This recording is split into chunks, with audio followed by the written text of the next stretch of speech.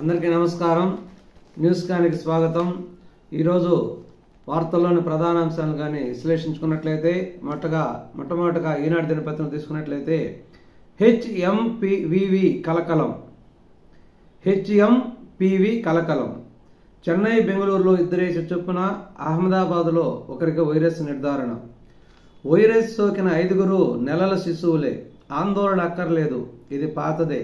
కేంద్రం అప్రమత్తంగా ఉండాలి, వైఎస్ నిర్ధారణ కిట్లు కొనుగోలు చేయాలి, అధికారులకు సీఎం చంద్రబాబు ఆదేశం. అసాధారణ ముప్పు లేదు, అంటువ్యాధులను ఎదుర్కోవడంలో భారత్ ఇప్పుడు మెరుగైన స్థితిలో ఉంది. శ్వాసకోశ వ్యాధుల విస్తరణను గమనించడానికి కోవిడ్కు ముందు మన వద్ద నిఘా వ్యవస్థ లేదు. ఆ తర్వాత వివిధ స్థాయిల్లో ఏర్పడిన వ్యవస్థల నుంచి ఎంతో ఉపయోగకరమైన సమాచారం ఇప్పుడు లభిస్తుంది. హెచ్ఎంపివి కొత్తదేమీ కాదు. సూచీలకు వైరస్ భయాలు, ఒక్క రోజులో 11 లక్షల కోట్ల సంపద గల్లంతు. ఈ వైరస్ ప్రభావము, వైరస్ మీద వార్తలు వ్యాప్తి చెందడం వలన భారత్లో సెన్సెక్స్ విపరీతంగా నష్టపోయింది. దేశీయ విదేశీయ సెన్సెక్స్ సంస్థలన్నీ కూడా ఒక్క రోజులో 11 లక్షల కోట్ల సంపద ఆవిరైనట్లు చెప్తున్నారు. ఇకపోతే వైద్య నిపుణులు ఏం చెప్తున్నారైతే ఇది కొత్త వైరస్ ఏం కాదు, పాతదేను. ఇది ఎక్కువగా చిన్నపిల్లలకే సోకే అవకాశం ఉంది. ఇది రెగ్యులర్గా వచ్చేటటువంటి వైరస్. దీని గురించి ఆందోళన చెందన అవసరం లేదు. వీటి లక్షణాల యొక్క ప్రభావం తక్కువ మోతాదులోనే ఉంటుంది.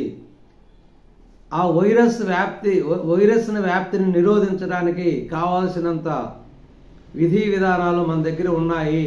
ఆ వ్యవస్థ మన దగ్గర ఉంది. కాబట్టి ఎటువంటి భయాందోళన అక్కర్లేదు అని వైద్య నిపుణులు చెప్తున్నారు. కాబట్టి ఇది అప్పుడు కొత్తగా కోవిడ్ వైరస్ తీవ్రమైన ప్రపంచవ్యాప్తంగా తీవ్రమైన భయాందోళనలు రేకెత్తించింది. కాబట్టి వాటి నుంచి ప్రపంచవ్యాప్తంగా కూడా కోవిడ్ వైరస్ను నిరోధించడానికి దానికి అవసరమైన టీకాను కూడా మన భారతదేశమే ఉత్పత్తి చేయటం, ప్రపంచ దేశ నలుమూలలా ఇక్కడి నుంచి సరఫరా చేయటం మనందరం చూసాము. కాబట్టి భారతదేశానికి ఎటువంటి భయాందోళన అక్కర్లేదు. ఈ వైరస్ను నిరోధించడానికి అవసరమైనటువంటి మందులు, అవసరమైనటువంటి వ్యవస్థ మన దగ్గర ఉంది. కాబట్టి ప్రపంచంలోనే ఇప్పుడు వైరస్ వ్యాప్తిని నిరోధించేటటువంటి వ్యవస్థ మన దగ్గరే బాగా ఉంది, ప్రపంచంలో అందరికంటే కూడా అని చెప్పడం జరిగింది. పన్నవోలు కుమారుడికి ఆగమేఘాలపై గ్రానైట్ లీజు.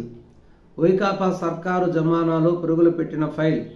39 రోజుల్లో సిఫారసు, 78 రోజుల్లో ప్రాథమిక ఆమోదం, 11 నెలల్లో ప్రక్రియ పూర్తి. శ్రీకాకుళం జిల్లాలో గనులు కేటాయించిన వెంకటరెడ్డి.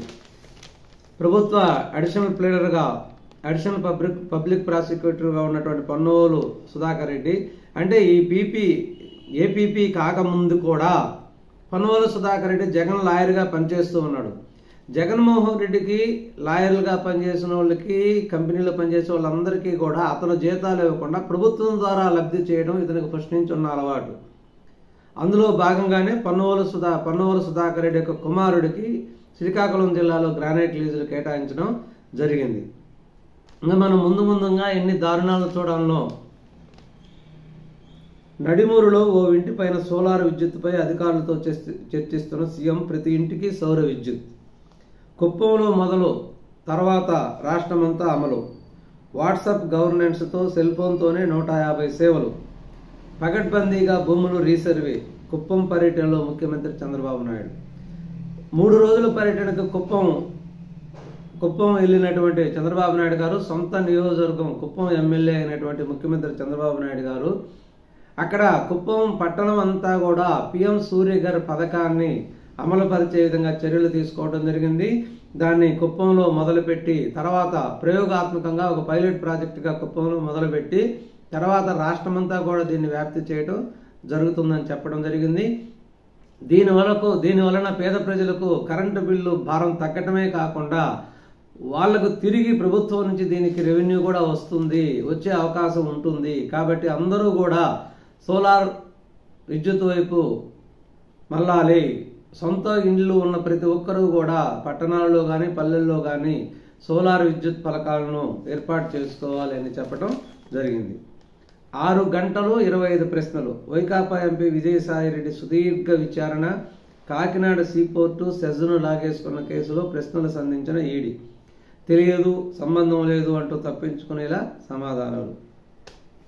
ఇతను అవినీతిలో ఒక జిత్తులు మారి నక్క. అవినీతి చేస్తుంటాడు, తప్పించుకోవడంలో కూడా అంతకంటే అందివేసిన చేయనమాట.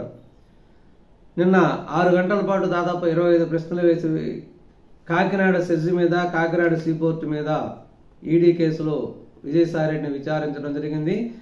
ఈ కాకినాడ సీపోర్టును, సెజ్ను లాగేసుకున్నటువంటి కేసులో అనేక ప్రశ్నలు సంధించి వాటికి సమాధానాలు రాబట్టడానికి ప్రయత్నించింది.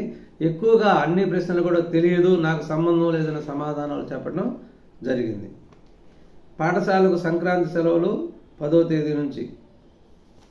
నల్లమల్ల అడవుల్లో భూగర్భ సొరంగం దాదాపు 27 కిలోమీటర్ల పొడవున నిర్మాణం. లోపలికి వెలుపలికి మార్గాలు. అడవుల బయట గోదావరి బనకచెర్ల అనుసంధానం కోసం ప్రతిపాదనలు.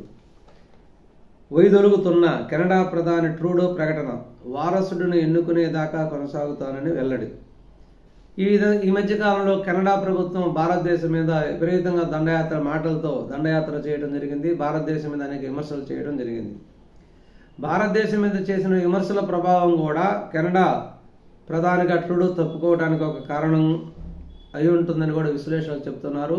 ఎందుకంటే ప్రపంచ వ్యాప్తంగా విస్తరించి ఉన్నటువంటి భారతదేశ ప్రజల మీద, భారతదేశం మీద విపరీతంగా విమర్శలు చేస్తూ ఈ మధ్య కెనడా ప్రభుత్వం అనేక రకాలుగా అక్కడ ప్రజలను ఇబ్బందులు పెట్టడం జరిగింది. దీనివల్ల ప్రజల్లో అతనికి ఉన్నటువంటి క్రేజీ, అతనికి ఉన్నటువంటి ప్రభావం క్రమేణా తగ్గుతూ వచ్చింది. త్వరలో జరిగే ఎలక్షన్లలో ఎలాగో దీన్ని ఓటమి చెందుతాను ముందుగానే వైదొలుగుతానని ప్రకటించడం జరిగింది. సంక్రాంతికి ముందే కోడి పందాల జోరు. ఉమ్మడి పశ్చిమ గోదావరి జిల్లాలో రాత్రి వేళల్లో నిర్వహణ. పట్టించుకోని పోలీస్ యంత్రాంగం. సంక్రాంతి ఎప్పుడైనా సంక్రాంతి పండుగ అనేది పశ్చిమ గోదావరి జిల్లాల్లోనే చూడాలి. చూస్తే అంటే ఉభయ గోదావరి జిల్లాల్లో చూడాలి. చాలా ప్రత్యేకత ఉంటుంది. రాష్ట్రం మొత్తం, తెలుగు రాష్ట్రాల నుంచి విపరీతంగా జనాలు అక్కడికి వచ్చి కోడి పందాలను చూసి ఎంజాయ్ చేసే అవకాశం ఉంది. వేల కోట్లలో అక్కడ పందాలు జరిగేటటువంటి అవకాశం కూడా ఉంది. 2 సార్లు పదవిలో ఉంటే ఓ విడత విరామం.